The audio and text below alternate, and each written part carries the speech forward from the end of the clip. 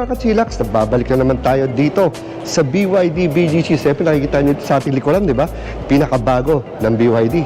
So huwag na tayo patumpik-tumpik pa. Let's go! Good morning sa inyo. Namiss ko kayo mga kakilax. Ngayon nagbabalik naman ako. Meron lang tayong quick review dito regarding sa bago namin nilabas na model. This one is a full electrics. Ang tawag sa kanya is E-MAX 7. Dalawang variant meron tayo niyan, isang superior at isang standard. So ito sa superior. Ito yung top of the line. Ayan, bilon natin po.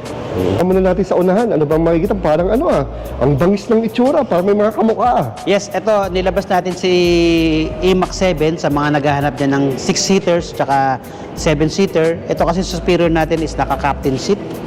Ayun yung difference sa naman is 7-seater. Ayun. Yung small variant natin, standard kung tawagin natin. Pagdating pala sa gulong, ito namang gulong natin is 17 inches na. Naka-ventilated disc na rin to. Tapos yung sa likod niya is solid disc brake naman po siya. And then itong superior natin, pag full charge naman to kaya niya tumakbo ng 530 km. Wow, yun ang range niya, no? Yes, yung standard naman natin is 420 km. So medyo malayo rin ang diferensya ng dalawa. Yes po. Ang ganda ng headlight nito, sir, no? Parang ano ba to? Ito naman sir, Ang naka-dating dami. running light naman siya. Mapapansin nyo, para siyang mata ng dragon. Oo. Ayan yung pinaka parang motive nila sir. Oo. Para ano siya, patulis. Yes sir. No, ang ganda na itsura. Halos lahat naman ng features ng BYD natin, equip na tayo lagi ng NFC card. Ayun. Ang purpose naman ng NFC card natin, halimbawa hindi naman dala yung susi, dala nyo yung card na NFC, pwede nyo itap, ma-unlock yan, and then pwede mo rin siyang pang-start. Ayun. So meron din siyang dito, no, ilaw, naka 360 degrees camera. 360 camera naman tong superior.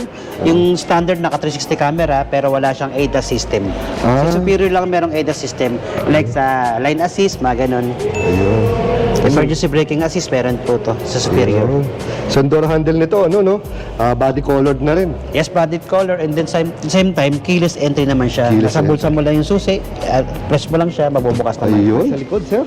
Ito naman yung natin, third brake light natin, nasa taas. Naka-sharp antenna naman siya. At meron siyang wiper, rear wiper natin. Ito mapapansin mo sa lahat ng BYD ngayon, yung logo niya is BYD na lang, hindi na siya Build Your Dreams. In the same time, halos lahat ng model natin is, yung taillight niya is buo. Yun ang maganda. Trademark na yan ni BYD. Ganda, oh. Nakalagay na rin dito yung BYD E-MAX 7 natin na model niya. In the same time, meron din siyang sensor na 4. Yun, oh.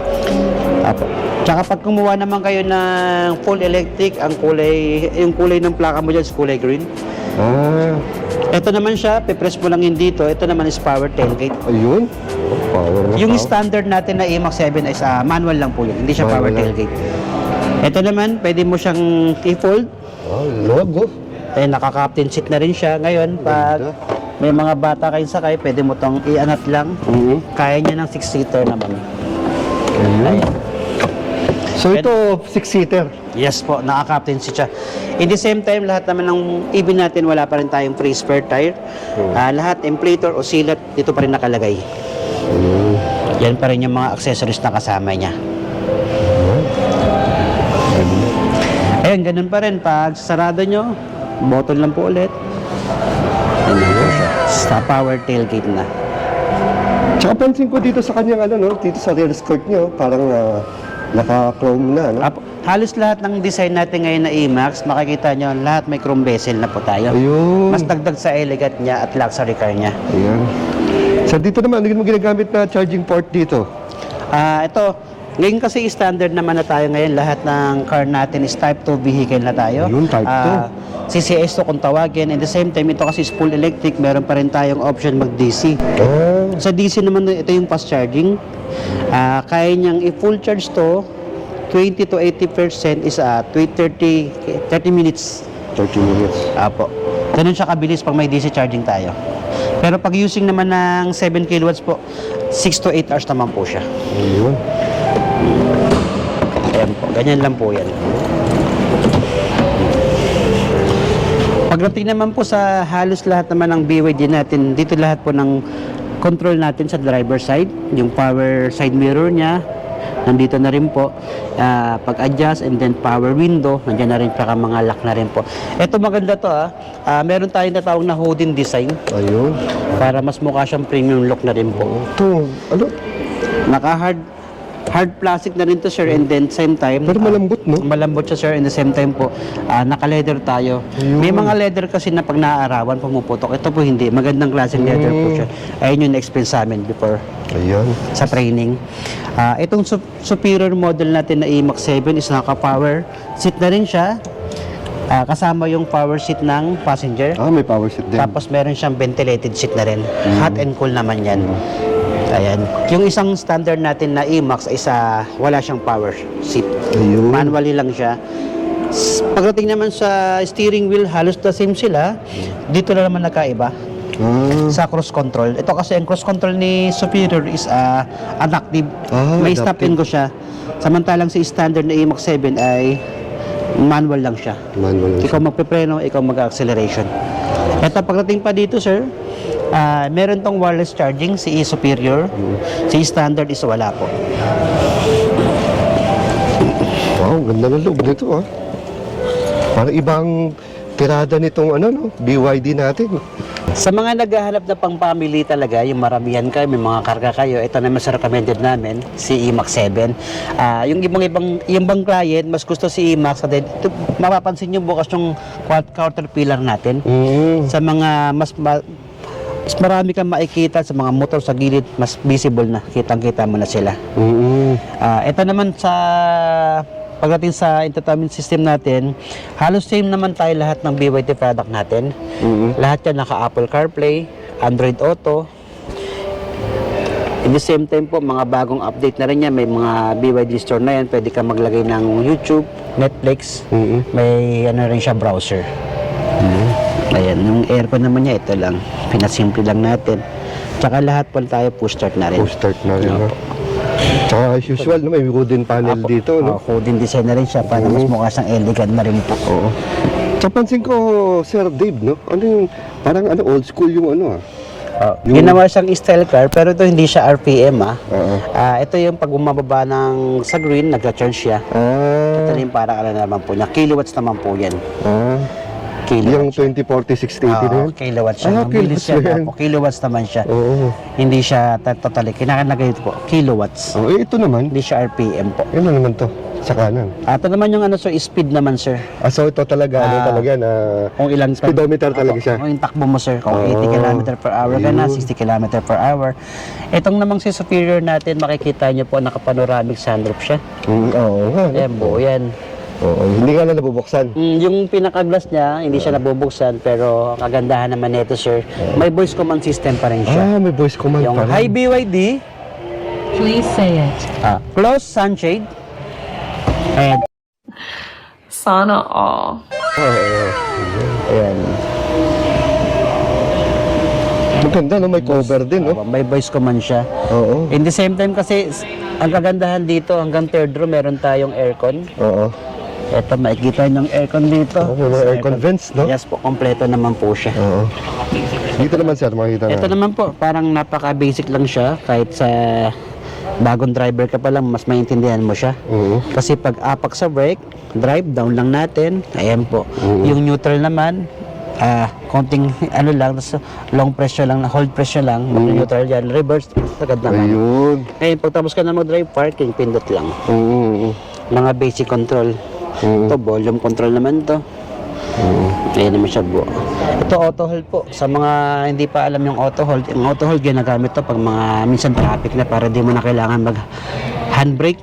Pag nag-full stop ka, kahit bitawan mo yung paa mo sa preno, hindi ka na-andar. Ito, auto hold, naman siya, technology. Ito, hazard. Ito, mga mode, sport mode, eco mode. Yun. So, ilang modes ang meron nito? Ganun pa rin tayo, standard, eco, tsaka sport mode. Ayan. So, dami nilalagyan, may cup holder, may lagayan dito. Ito naman yung parang natin, charger naman, mga lighter plug, nandito na rin ito. Ayan, may mga USB port din dito. Halos ganun pa rin siya, kompleto pa rin siya. Sa gitna naman tayo, sir. Ito nagustuhan ko dito, no? Kakaiba to, naka-captain seat yung Ito naman parang budget meal na captain seat. Oo.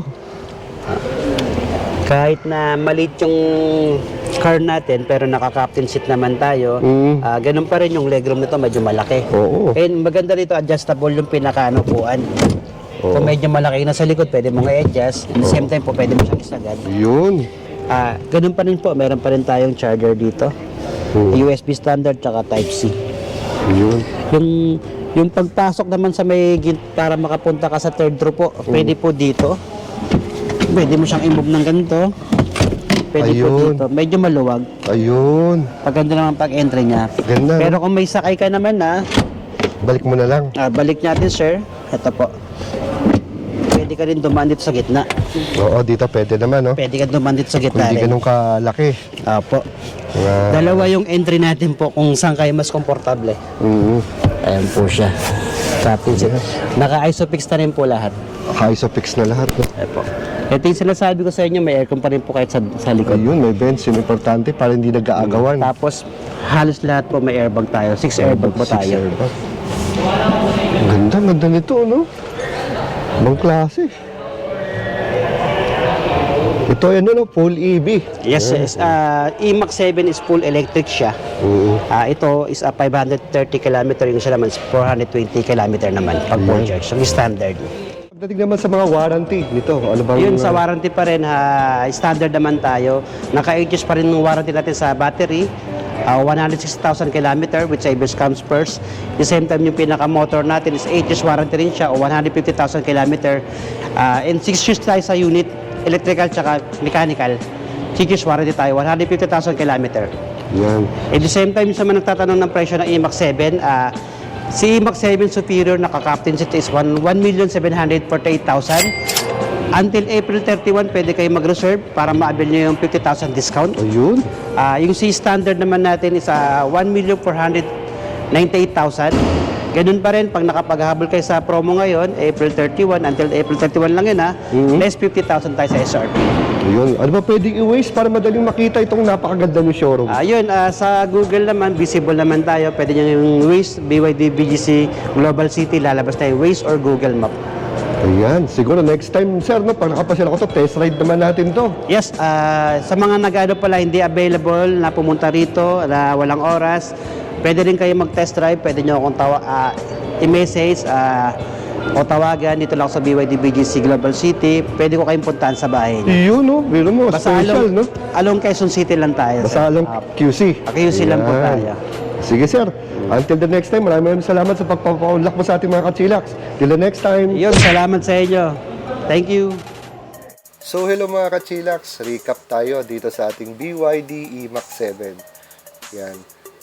Alam niyo naman, dalawa yung nilabas na variant, no? Merong isang standard at isang superior. So, nasa inyo na kung ano mas type nyo, mas swak sa budget. So, dahil itong E-Max 7 natin ay isang MPV, multi-purpose vehicle, ito ay mas maluwag.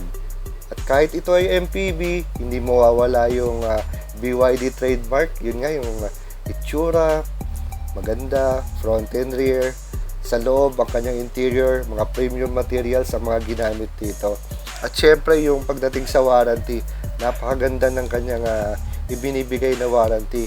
Kaya sigurado kayo na safe pang matagalan ang inyong unit. No worries. Kasi nga, BYD, di ba? Kaya ako sa inyo mga kachilaks, book a test ride na, bisita na dito sa BYD Global City. See you!